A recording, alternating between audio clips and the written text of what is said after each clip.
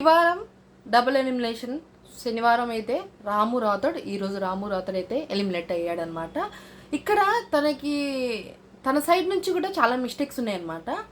Game వరకు వచ్చేస్తే super player, మంచిగా ఆడతాడు, హార్ట్ఫుల్గా తనకి ఏదనిపిస్తే అదే చేస్తాడు. ఒకళ్ళ గురించి ఇక్కడ ఒక మాట అక్కడ ఒక మాట అని మాట్లాడే వ్యక్తి అయితే బేసిక్గా కాదు. మరి హోమ్ సిక్ అంటే ఇప్పుడు ఇన్ని రోజులు గేమ్ ఆడితే మనకంటూ ఒక లైఫ్ ఇంకొక సెట్ అవుతుంది. ఇప్పుడు నువ్వు ఉన్న పొజిషన్ కానీ ఇంకొంచెం హై పొజిషన్లో ఉండి మంచిగా ఉంటుంది కదా. ఒక 4 రోజులు ఇంకొక కొన్ని వీక్స్ ఉంటే బాగుండేదేమో. తనకు తానే గివప్ ఇచ్చేసాడా, ప్రతిదానికి చేసుకోండిలే, మీరు ఆడుకోండిలే, మీరు చేసేయండిలే, మీరు ఉంచుకోండిలే, మీరేమైనా నేను ఆడనులే, నేను అయ్యాను కదా, ఇలాంటి మాటల వల్ల నేను నాకు హోమ్ సిక్, ఫ్యామిలీ గుర్తుకొస్తుంది. ఓకే, ఫ్యామిలీ అంటే ఎమోషన్ ఉంటుంది, కాదనట్లేదు. కానీ ఇక్కడ మాట ఏంట్రా అంటే, హోమ్ సిక్ పక్కన పెట్టిస్తే మీ ఫ్యామిలీ కోసం ఇంకొన్ని రోజులు ఆడుంటే ఇంకొంచెం బాగుండేదేమో, ఇంకొంచెం రోజులు ఉంటే బాగుండేదేమో, టాప్ 5 వరకు ఉండుంటే ఇంకా బాగుండేదేమో. రాము రాథోడ్ ఈయన వెళ్ళిపోవడం వలన అక్కడ సేఫ్ గేమ్ ఆడేవాళ్ళైనా సరే అసలు ఇన్ని రోజులు ఏ ఆట ఆడకుండా హ్యాపీగా రిలాక్స్ అయ్యేవాళ్ళు బతికిపోతున్నారు కదరా అని అనిపించింది నాకు. బేసిక్ ఒక పాయింట్ అనమాట. ఈరోజు రాము రాథోడ్ డబుల్ ఎలిమినేషన్ చేస్తే రాము రాథోడ్ వెళ్ళిపోయాడు. సండే రోజు సాయి వెళ్ళిపోతాడు అనమాట. సాయి చక్కగా ఆడతాడు.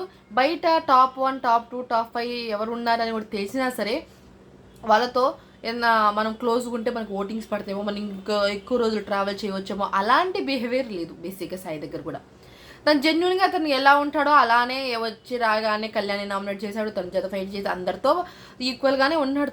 తనతో ఎక్కువ ఉంటే నాకు సేవ్ అయిపోతానేమో, నాకు బెనిఫిట్స్ వచ్చేస్తామో, నాకు ఏదైనా ఎటు నుంచి అయినా లాభం ఉంటుందేమో అనేది ఆయన ఆలోచించలేదు సాయి కూడా.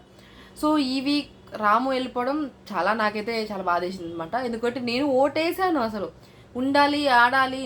సరే ఈ ఒక్క వీక్ గివ్ అప్ ఇచ్చేస్తే నెక్స్ట్ వీక్ ఫ్యామిలీ వీక్ వస్తుంది కదా, తన ఫ్యామిలీని చూపించుకుంటాడు కదా, ఇంకొంచెం అందరికి తెలియని వాళ్ళే కూడా తన ఫ్యామిలీ, తన మదర్ కూడా వచ్చి ఎక్స్ప్లెయిన్ చేస్తుంది కదా హౌస్.